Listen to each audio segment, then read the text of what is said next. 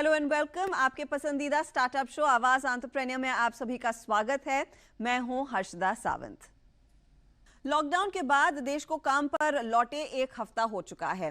एक ओर ऑफिसेज और दुकानें खुली हैं, वहीं दूसरी ओर अभी भी आपको सड़कों पर पीक ट्रैफिक नहीं दिखाई देगा।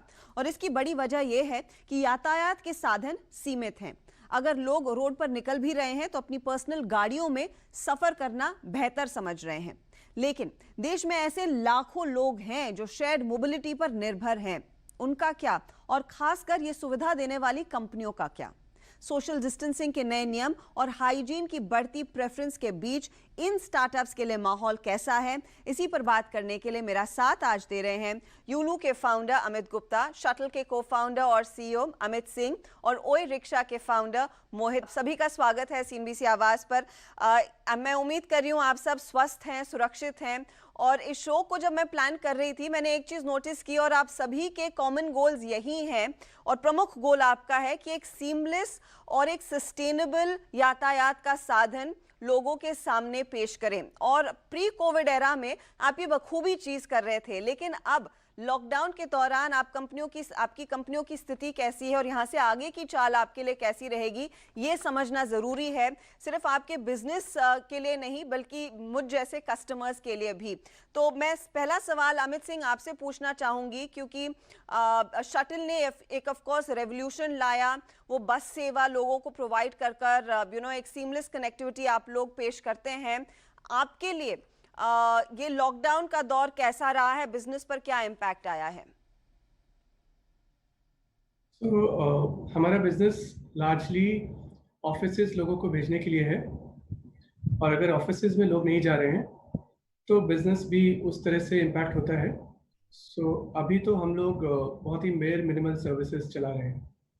मिनिमल सर्विसेज थी, इस पर आगे हम चर्चा करेंगे अब धीरे धीरे, क्योंकि लोग वापस ऑफिस जा रहे हैं तो क्या स्थिति में बदलाव आया है।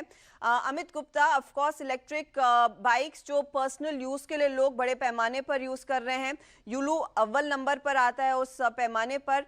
आपके लिए ये लॉकडाउन का पीरियड कैसा था और बिजनेस पर क्या इम्पैक्ट आया?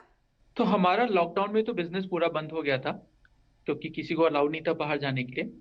और हमने क्या किया, लॉकडाउन के समय जो लोग हॉस्पिटल जाना चाहते थे या उनको बैंक में काम करते थे, उनको हमने अपनी गाड़ियां दे दी ताकि उन लोगों को प्रॉब्लम ना हो। काफी लोगों जैसा आपने कहा कि काफी लोग निर्भर रहते हैं दूसरी गाड़ियों पे, पब्लिक ट्रांसपोर्टेशन पे। उनके पास कुछ भी नहीं था उस समय, तो हमने अपनी गाड़ियां दे के उनको एक तरीका दिया अपने ऑफिस पहुंचने का। मैं इसमें बैंगलोर के बारे में बात कर रहा हूँ। और हमारे यहाँ सरकार ने बोला कि 33% लोग ऑफिस जा सकते हैं। और हमने जब यूलू सर्विस शुरू करी फर्स्ट वीक ऑफ मई में, तो लोगों के पास और कोई ऑप्शन नहीं था। और यूलू, क्योंकि इसमें कोई ड्राइवर नहीं है, इसमें कोई को पैसेंजर नहीं है, तो लोगों को लगा ये सबसे सेफ है सोशल डिस्टेंसिंग को लेकर। तो हमारा बिजनेस काफी तेजी से ऊपर गया। और हम लोग अगर मई का नंबर देखें अपना, तो फरवरी से कंपेयर करने पे मई का नंबर अगर देखते हैं तो हम लोग ऑलरेडी 65% अपने बिजनेस पे पहुंच चुके हैं। ठीक है, जो कि कोविड के पहले था और जो अभी है। ओके, तो एक बाउंस बैक देखने को मिला है, जैसी थोड़ी सी ढील सरकार की तरफ से आई।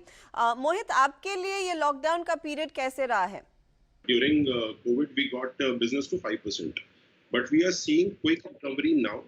हम जैसे मई के महीने में जैसे लॉकडाउन 18 तारीख को खुला और आसपास के 3 सिटी के अंदर हम प्रेजेंट थे, तो उस टाइम पे हमने देखा कि बिजनेस हमारा कुछ 25 से 30% अब वापस आ रहा है।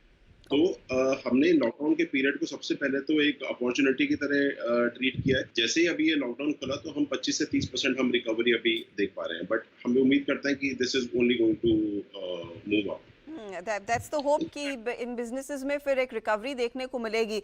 लेकिन एक चीज है अमित सिंह, मेरे ख्याल में आपके लिए टफेस्ट पीरियड रहा होगा, क्योंकि आप बसेस की में सेवा देते हैं और यहाँ पर इस समय आप देखिए लोग भीड़ भड़ाके वाले इलाकों में नहीं जाना चाहते हैं इफ गिवन अ प्रेफरेंस। और बसेस में यही दिक्कत होती है कि बहुत सारे लोग एक साथ ट्रैवल करेंगे।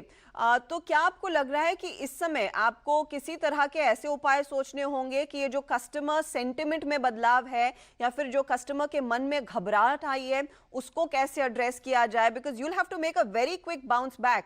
बाकी सब लोगों ने 5%, 10%, 15, 25% कुछ कारोबार किया है, लेकिन आपके कारोबार में कुछ एक्शन नहीं देखने को मिला। How will you make a comeback sir? क्या तैयारी की है आपने? सो बाउंस बैक का जहाँ तक सवाल है, हमारा जो सर्विस है वो ऑफिसेज के लिए है, कोई मेट्रो स्टेशन के लिए नहीं है, कोई मॉल के लिए नहीं है। तो रोड पे लोग दिखने का मतलब नहीं है कि ऑफिसेज में लोग हैं। जैसे जैसे लोग ऑफिसेज में जाना शुरू करेंगे, हमारी डिमांड अपने आप आ जाएगी। हमारा सब्सक्रिप्शन बिजनेस है, कस्टमर्स हमें फॉलो अप कर रहे हैं कि हमारा ऑफिस खुलने वाला है, हम लोग कॉन्स्टेंटली टच में हैं। तो वो तो एक प्रॉब्लम है ही नहीं। ये तो अभी क्वेश्चन इस तरह का हो गया कि रात को आपकी कितनी बुकिंग्स हो रही हैं, क्योंकि रात को हम सर्विस नहीं चलाते हैं, क्योंकि कस्टमर ऑफिस नहीं जाता है जी। तो फिर हमारा बिजनेस भी नहीं होता है। तो इस तरह से देखा जाए तो अभी ये रात है, जिस दिन ऑफिस खुलेगा उस दिन हमारा सवेरा हो जाएगा।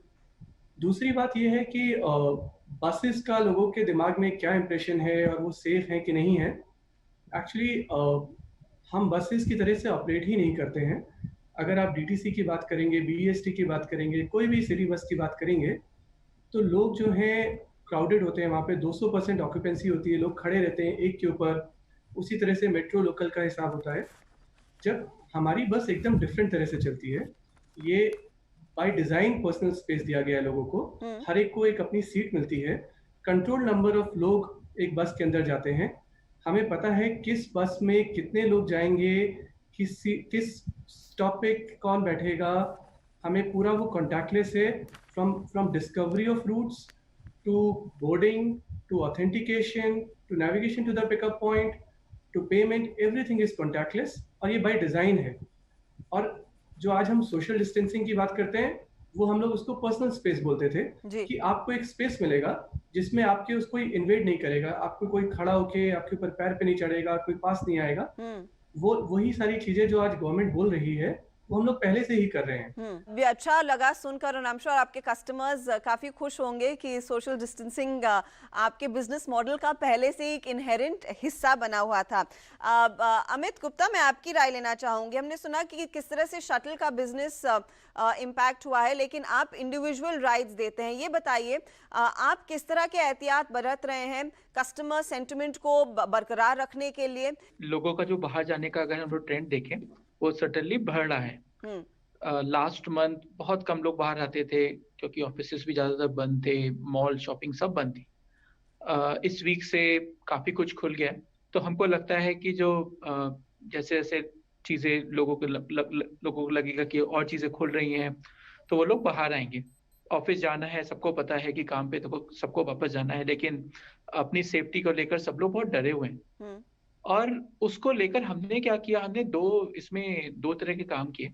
एक काम किया, क्या यूलू को क्या करना चाहिए, तो यूलू में हम लोग अपने व्हीकल को सैनिटाइज कर रहे हैं 2 या 3 बार हो जाता है दिन में, जिसमें हमारे जो टीम है वो WHO सर्टिफाइड केमिकल लेके व्हीकल को पूरा अच्छे से सैनिटाइज करती है। उससे फायदा क्या होता है कि किसी ने गलती से कोई उसको यूज किया, अगर उसको इन्फेक्शन है तो कम से कम हमारा जो टीम है उसको क्लीन कर देगा। दूसरा, हम अपने कंज्यूमर को ये भी अवेयरनेस कर रहे हैं अपने ऐप पे और अपने एडवर्टीजमेंट के जरिए कि जैसे आप व्हीकल को यूज करना चाहते हैं, आप एक बार अपने हाथ को सैनिटाइज कीजिए उसको यूज करने से पहले, और जब आपका ट्रिप खत्म हो जाए उसके बाद फिर से अपने हाथों को सैनिटाइज कीजिए। तो इससे इन्फेक्शन का कोई भी जो डर है वो भी खत्म हो जाता है। और एक अच्छी बात और भी है हमारी गाड़ियों में कि जो टच पॉइंट है वो बहुत कम है। आप हैंडल टच करेंगे, आप सीट टच करेंगे, मतलब टोटल मिला के कुछ 3 या 4 टच पॉइंट होते हैं हमारी गाड़ियों में, वर्सेस लेट्स से अगर आप कार में टैक्सी में जा रहे हैं जिसमें कुछ 30 से 35 टच पॉइंट हो सकते हैं। करेक्ट। तो कस्टमर अवेयरनेस और हमारा खुद का ऑपरेशन टीम दोनों मिलके कोविड से लड़ाई कर रहे हैं। इस मोड़ पर लेंगे एक छोटा सा ब्रेक, लेकिन इस चर्चा को रखेंगे जारी। आप बने रहिए CNBC आवाज के साथ।